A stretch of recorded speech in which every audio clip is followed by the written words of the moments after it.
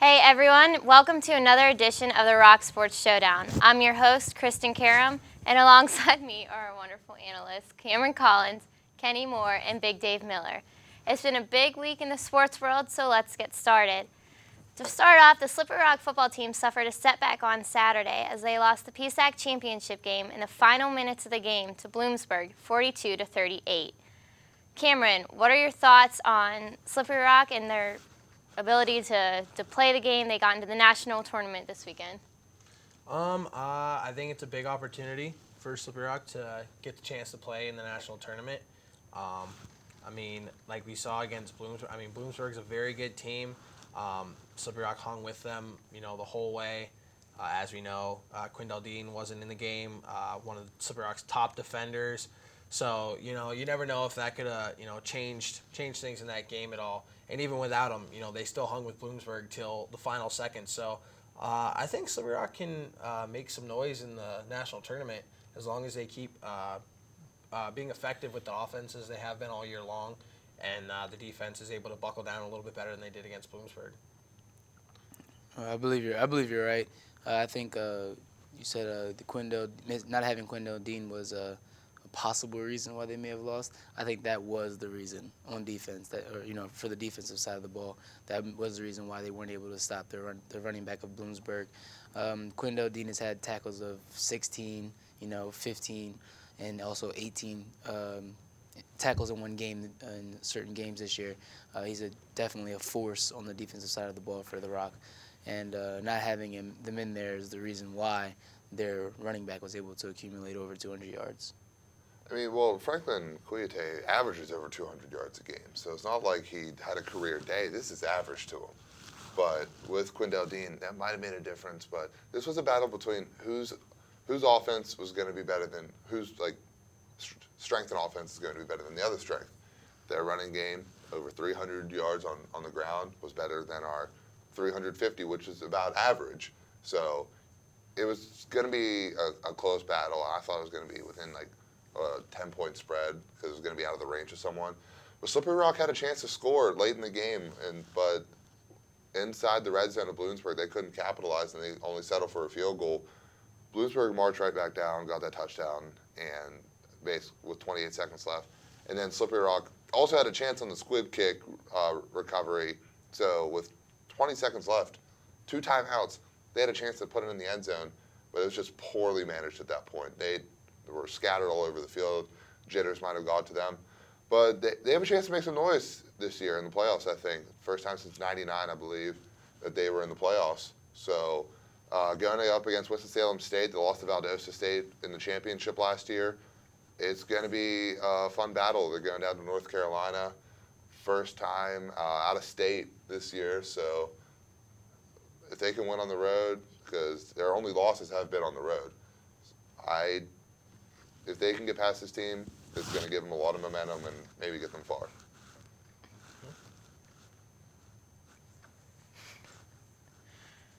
The Pittsburgh Penguins are second in the Metropolitan Division behind the Washington Senators thanks to the play of Alex Ovechkin. Dave, what are your thoughts on the Pens this year? They're a streaky team. You saw at the beginning of the year, they started at 7-1, hit a 3-game losing streak. Came back, won 5 in a row. And now they are 4. They have on a 4-game. They've lost 4 of the last 5. So we're going to restart the segment, guys. You said the Washington. That's what's on it. That's what it says. That's what it says. But it says Senators. I changed the Washington Cameron Capitals. screwed it up. But it still says Senators. Fudge. I don't think it's that big of a deal. But Nah, I tried to get by it. Then I heard people talking. I got scared. Capitals, not Senators. Okay. Whenever you're ready. Hooray for editing. The Pittsburgh Penguins are second in the Metropolitan Division behind the Washington Capitals thanks to the recent play of Alex Ovechkin. Dave, what are your thoughts on the Pens this year? They're a streaky team. They started out the year strong, 7-1. Their only loss was to the Panthers with the backup goalie of Zakhoff. And overall, they lost 3 in a row after starting out strong, won 4 in a row, and now have lost 4 out of their last 5. Playing the Anaheim Ducks today, which are first place in their division, it's just they're a streaky team. You can't They haven't really hit a consistent point. Even in the playoffs, you could tell that they were a streaky team, even though they won their first 2 rounds, 4-2, or 4-2, or 4-6, and then 4-5. And then all of a sudden, the streakiness came by, and they got swept against the Bruins. They started out strong. So this team plays some streaks. If they can get a consistent play going this year, with Sidney Crosby, who's having one hell of a year so far, 9 goals, 16 assists, leads the team in points by 7 overall. So the thing is, I think they need to get a backup goalie like they had in Vilkun last year. With Zakov, it wasn't going so well.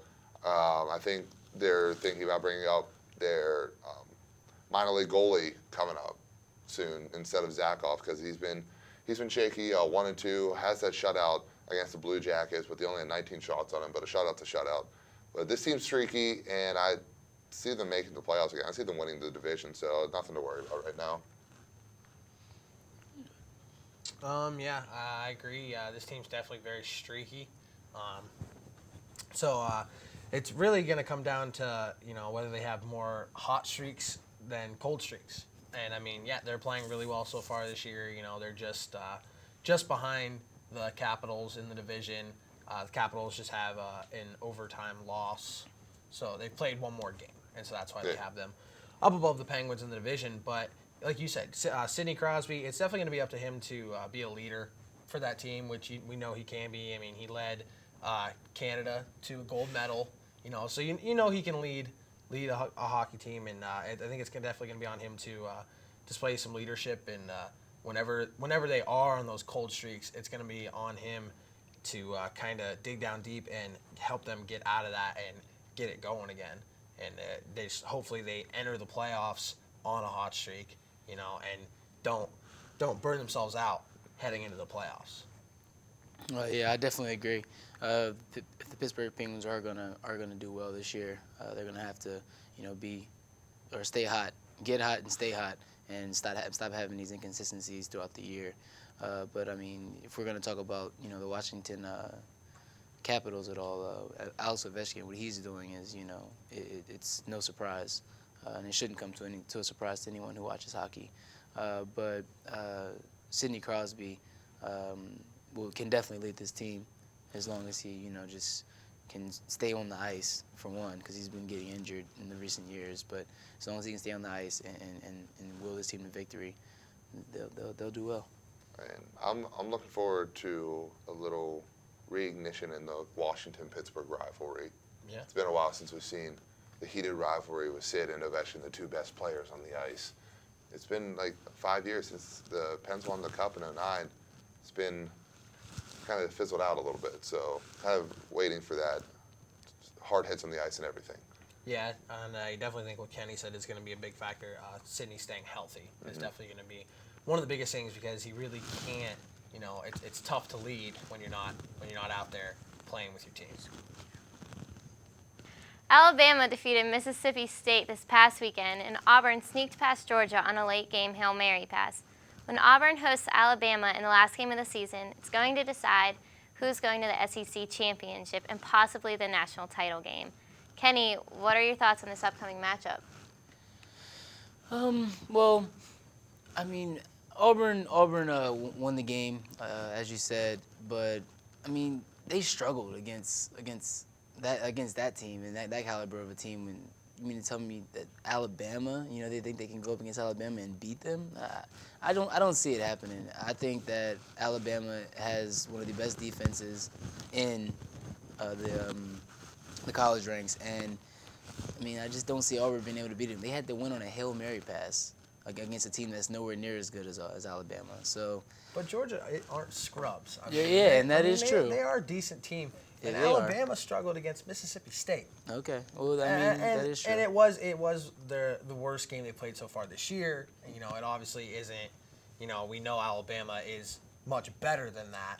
But I think Auburn's a lot better than how they played against Georgia. I mean, we've seen them in other games this year be way more impressive. And I think that's what's going to be, kind of the deciding factor in that game is, who shows up. Yeah. Who plays to their potential. Because if Alabama plays like they played against Mississippi State and Auburn plays the way they play against Georgia, I mean, yeah, they were able to squeak out the win. But, I mean, like you said, they didn't play that well against Georgia. Yeah. So, I mean, if these two teams are playing at their top ability, I think it's going to be a great game, and I really think it's anybody's game. Yeah. Well, I mean, I'd agree with that, but I just feel as though Alabama, their defense will come to play, but also their offense, which is which isn't bad at all. Their offense with McCarron, leading the troops. I think that their offense will do well as well, and the defense will hold Auburn enough. A.J. McCarron is number 1 in completion percentage, in passing yards, winning percentage in Alabama history. Arguably the best quarterback in Alabama. Nick Marshall is kind of similar to what Cam Newton did a couple years ago. Played for Alabama as a defensive back, got kicked out, played at a junior college as quarterback, came back, and now only with 1 loss has a difference between Auburn's season with Cam Newton and this year. This is 2010 all over again. Alabama being at the top, Auburn was at the top back then, but Auburn climbing back. Malzahn probably going to get Coach of the Year because this team was 3-9 last year, and now they're in the talking for national championship. You're saying this team struggled against Georgia. They played 3 excellent quarters against Georgia, and they allowed 21 points to Georgia in that 4th quarter, and they got enough points to get the win. So they played majority of that game well, which I think they are going to do against Alabama and beat Alabama whenever they play against each other. And Auburn will be representing the SEC in the that side of the SEC in the championship game, and it's going to be the upset of the year. Yeah, and I think, because we said possible national title game, and I think a couple other things would have to happen for it to happen. That early season loss, I think, is really going to hurt Auburn because, they've climbed up to number 6, and if they were to beat Alabama in the last game of the year, if Florida State still hasn't lost, if Ohio State still hasn't lost, Baylor, and if Baylor still hasn't lost, I don't see. I mean, you look at them beating the number 1 team. We can never figure out what is going through the voters' heads. No. 'Cause, I mean, we've seen the decisions they've made with the polls and stuff sometimes. So I really wouldn't put it past them if Auburn were to beat Alabama in the last game of the year to see them jump 3 to 4 teams to get up to number 2. it's at Auburn, by the way. Yeah. So. And exactly, home field advantage for Auburn. I think that's going to play a big factor too. 2010, where was it at? Auburn. 24-0 lead for Yeah. Alabama. Final score 28-24. Yeah. It doesn't matter how well they play in the entire game. It matters who plays just their best football for the most period of time. Yeah. And I'm just really excited to see this matchup because it does hold such a significance over the national title picture. Because Alabama does still have to play a good challenging team. It's not just like we know Alabama's going to run the table for the rest of the year, and we already know that's who we're going to see in the national title game. Like, there is a possibility that Alabama could still lose. Now, if they get by Auburn, they're in the national title game. They're going to win the SEC championship. I think whoever wins that game is going to win the SEC championship for sure. All right, it's been a great discussion so far, but we've still got 3 more topics. We're going to take a quick break, and we'll get right back to it. Welcome back, everyone. This past week, Derrick Rose tweaked his hamstring. After missing all of last year nursing his knee injury, another injury could be even more devastating to Rose. Kenny, what do you think he's going to do? I don't think the hamstring injury is really going to phase Derrick Rose. I think he'll be okay. When he comes back, I think he'll be okay, and he'll continue to get better and better and back to his old form. I don't think he's quite there yet. He says he's better from the other year, but I honestly don't think he is. Just watching him, like he has the same jumping ability and quickness, but he's just not there with the game speed just yet. I don't think. I mean, he had a great game. Don't get me wrong, against the Indiana Pacers just the other night when they ended their streak of 9 straight games to start the season, which was the first time, by the way, since 2001 when the 76ers did it, when Allen Iverson was there to start the season off 9-0. And not let a team get over 100 points. That was a stat. Sorry, that was a stat. Yeah, they have the number 1 defense. Yeah, and they had the number 1 defense in the league. Roy Hibbert is playing amazing. But back to Derrick Rose. Derrick Rose is, I think he'll be okay when he comes back, and hopefully he can help his team get more wins because they're a little behind right now. You could even relate this injury to what RG3 had to go through in the offseason, minus the whole miss an entire season. RG3's been struggling a lot. You could tell. Derrick Rose, he's been doing well after that year off, but then there's still the possibility of injury. He's not maybe anybody with an ACL injury is not going to be as strong as they once were, but it makes you wonder: is he actually falling apart? Is his body not able to handle his own potential even? So it kind of gets you set into that mindset there. If Derrick Rose is maybe quote too good for his own body, you think just playing out of his mind, like you said, against the Indiana Pacers, tweaking his hamstring. Maybe he's, how they say give 110% out there. He might be giving 200% out there to the point where it injures him. So I don't think this should be much of a worry, but it should be a concern right now. Just play to your best ability. Don't try to over exceed what you can do. But I think he'll be fine. I think we've seen the last of the Derrick Rose we used to know. I think it's all about the mental part. I mean, we saw the whole fiasco of, Derrick Rose was cleared. He was physically able to go, but he wasn't psychologically ready. So, anytime he gets hurt, you've got to wonder, well, okay, a normal player might take 3 days off for this injury. How long is Derrick Rose going to take? Is he going to take a month off? And I think he's going to struggle with that for the rest of his career. With any injury, it's just going to weigh on his mind, that, oh, well, maybe I should wait a little bit longer. Maybe I should wait a little, because with this, he waited all this time and he already tweaked his hamstring a little bit. So maybe he's thinking, oh, maybe I didn't wait long enough. Maybe my body's still not ready.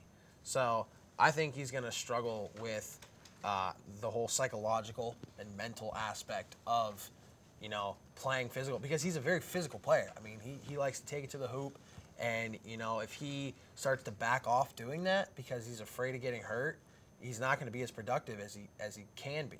And so I just think as seasons go on and as he accumulates more injuries, it's just going to weigh down on his mind, and he's just not going to be the same player that we've seen.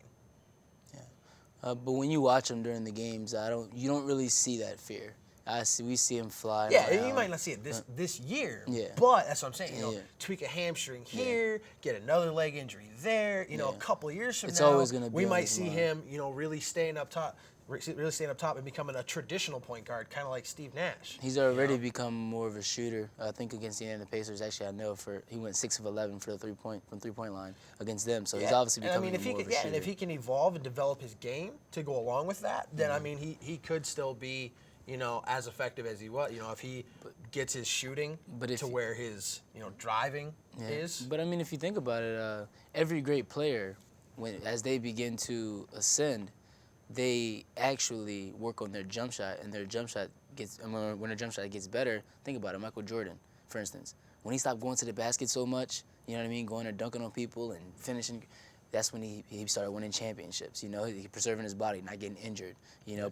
Posting up jump shots. When Derrick Rose gets to that, like LeBron James. When's the last time LeBron James got injured?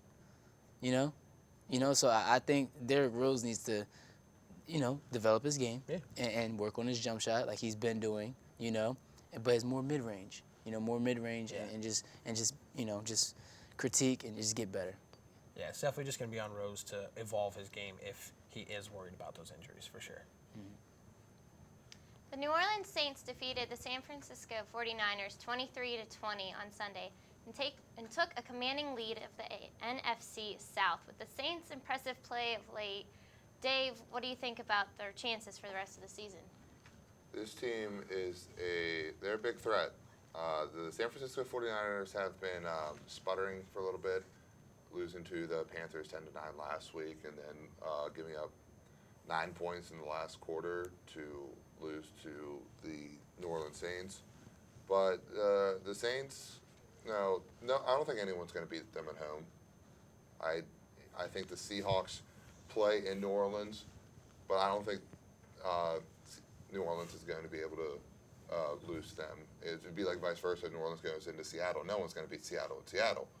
So it's going to be interesting to see how this turns out for the NFC first or home field advantage race, because it's down to Seattle and New Orleans, I think. No one in the NFC East is going to be in it. No one in the NFC North is going to be in it, with the Lions and the Bears being tied at 6-4 apiece. And even if the Panthers even pull off a win, they're only one game behind the Saints, though. So you can't even like count them out of the race as well. But the Saints, I think, are very great Super Bowl contenders to represent the NFC this year. Seahawks still are my favorite, but don't count out the Saints, especially if they have home field advantage, because they're going to find ways to beat you with their own 12th man. Seattle doesn't have the only 12th man. Kansas City and New Orleans have it as well. I mean, I'd have to agree with you. I think the Seahawks honestly have the best chance, in my opinion. But you can't count the Saints. Excuse me. The Saints played a great game against the San Francisco 49ers. But one concern I will say is them losing their cornerback with the leg injury that during that game. Jabari Greer, yeah, that's his name. Thank you. By losing him, I feel like that kind of hurts their defense. And yeah, they're high scoring, but against the Seattle Seahawks, and we haven't seen this just yet, but the Seattle Seahawks defense is phenomenal. Mm-hmm. And I think they'll get pressure on Drew Brees, and they'll be able to mess up their offense. Drew Brees struggled a little bit against the 49ers. And their defense isn't as good as the Seattle Seahawks, as we've seen in the beginning of the year when they only allowed 3 points to the San Francisco 49ers offense. So it'll be interesting to see. Like you said, it'll be interesting to see. And I think they will be the two teams left in the NFC Championship game. And most people are going to say, it's going to be a high-scoring game. No. I think that the Seattle Seahawks are going to shut them down and beat them, and by scoring more, because they have more weapons at the wide receiver position than the New Orleans Saints do. Especially with Percy Harvin coming back. Yeah, that was one thing I was going to mention. I agree. Saints are definitely a championship caliber team. Like you guys both said, it definitely is going to come down to the Saints and the Seahawks in that NFC Championship game, if that's how it would work out, either divisional or championship. But I think that's going to be the game of the playoffs. The winner of that game is, I think, going to go to the Super Bowl. But yeah, like you said, the return of Percy Harvin. We saw how explosive he was yesterday. He took a kickoff. It was either kickoff or punt back to, I think, the other side of the field. And he's just such a weapon for the Seahawks to use that they've been missing so far this season. And with that very potent defense, having a weapon like that on offense to capitalize is going to be very big. But I definitely agree with you, said. I think that game is going to be very low scoring. It's going to be a very physical battle, kind of like the Steelers-Ravens games we've seen in past years. It's just physical, pound it out, beat them up, like just everybody's kind of crawling off the field because they've taken some punishment. Well, yeah, I think that it'll definitely be I don't think it'll be a low scoring game, but I'm thinking 24-20, something around that. But around I mean, that range, in this day and age in the NFL, that's pretty low. I mean, we're regularly seeing 30-some, 40-some. I mean, that's to hold a team in the 20s. That's a pretty good day, most of the time. But also, I think you also should hit on the fact that the 49ers aren't out of it.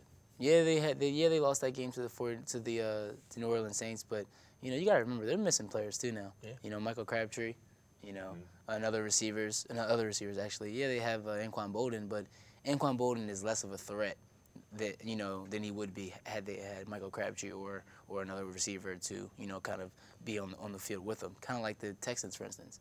No one worries about anybody but Andre Johnson. If the 49ers don't get that call on Ahmad Brooks on that sack, Indeed. because they got the fumble as well, I don't think the Saints even win this game, though. So the Saints, I mean, they had a less than stellar game against the 49ers, but they find ways to win. That's all they need, though. That is true. Yeah. The Denver Broncos defeated the Chiefs 27-17 last night and took over the lead in the AFC West. Cameron, are the Broncos the best team in the AFC? I definitely think they are. I think the Broncos proved last night that they are definitely the best team in the AFC. We saw, the Chiefs were undefeated at that point. The Broncos only had one loss. And so, that was kind of the proving ground for who is the top team in the AFC. Now, later they're going to meet up again later on in the season. The Chiefs might take back the name from them. If they can hand it to the Broncos later on, they can take that lead back over in the division and prove that they are the best team in the AFC. Like I said before, we talked about this before, even though the Chiefs had been undefeated, they really hadn't played anybody that good. I really didn't feel like they were the best team in the AFC, and the Broncos kind of proved it.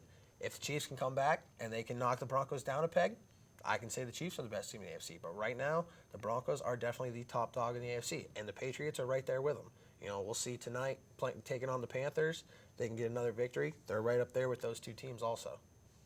I mean, I agree with you, but to a certain extent. I feel like the Chiefs, before this game, were the best team in the AFC. Stats don't lie, numbers don't lie. I think that, they hadn't played the Broncos or the Patriots, but, the Broncos haven't played the Patriots yet either. You know what I mean? Yes, the Patriots are 7-2, but at the same time, the Chiefs, like you said, do play the Broncos again, and they play them at home. The Chiefs are a significantly better team at home.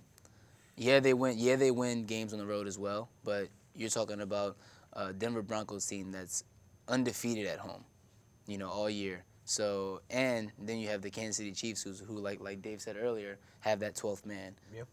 Like that the Seahawks, critically claim to have. Sorry, but I think that the Chiefs are gonna get the Broncos at home. And if you want to say the Broncos are the best team, you have to wait till next week because they play the Patriots, and the Patriots are 7-2, right behind them in the race. The Broncos going to New England, and the Broncos going to Kansas City the week after. Yeah. So It's a rough schedule. it's going to show how good the Broncos are if they are the best team in the AFC. Now, if you look, they're averaging over 35 points a game before the Chargers game last week. They only put up 28 against the Chargers, won 28-20. They put up 27 against the Chiefs. First time the Chiefs have let an opponent score over 17 points in a game against them this entire year. Granted, you go against quarterbacks like Terrell Pryor, Jason Campbell, Jeff Toole, all those guys, but they're doing their jobs against those quarterbacks and not letting them score points like they shouldn't be. So I look at the Broncos, and I think they got shut down in their home territory, but their defense played well enough against a kind of a poor offense for such a good team. So I think the Broncos got away with this. Peyton Manning put up around 200 plus yards 320 yards and a touchdown. Alex Smith 230 and 2 touchdowns. But I think once Peyton Manning got that lead, he was more dependent on the run game there. And I'll give all the credit. I'm going to say the reason the Denver Broncos won this game is because of the offensive line for the Denver Broncos. Peyton Manning was apparently playing on one leg that entire game with the apparent high sprained ankle. He didn't get touched. No sacks, no knockdowns or anything. So I still, I want to say the Broncos are the best team, but I think the Broncos could have put up more points at home against this team. The Chiefs are finding ways to kind of shut down everybody except the Broncos. So I think in 2 weeks from now, with that 12th man, who do have the loudest crowd in history because they beat the Seahawks record, which they were trying to go for and the Chiefs weren't. So I think the Chiefs are going to bounce back and beat them in Week 13. Well, I mean, also, to go against your point, I think, well, not against your point, but go with your point. You said the Broncos, Peyton Manning didn't get touched in that game. The Chiefs went wrong. And Todd Haley, I'm sure he's going to look back at the film and see this. And Todd Haley is the defensive coordinator for the Kansas City Chiefs. I feel as though he's going to go back and look at the film and see that, he played man-to-man against Peyton Manning.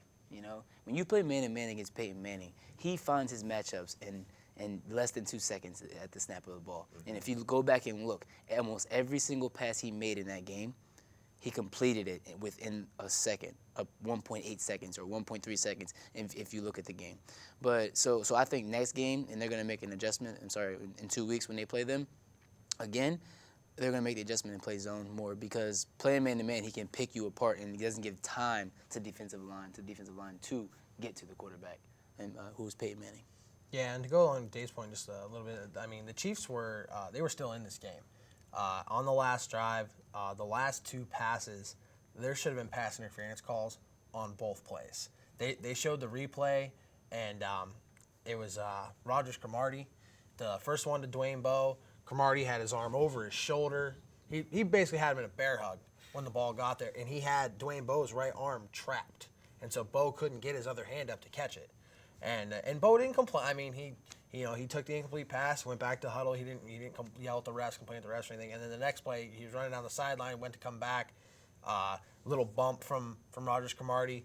Bowe slipped, so then the pass was he was already kind of on the ground. They really had no chance to catch the pass, and that was basically sealed it for the Broncos. And I think you have a couple passes go a different way, and I mean, they still would have had to kick an onside kick, but they would have been a lot closer of a game, a 3-point game rather than a 10-point game. The Chiefs were still in it, and they fought hard. So, like you guys said, I definitely think in 2 weeks, we might see a different outcome.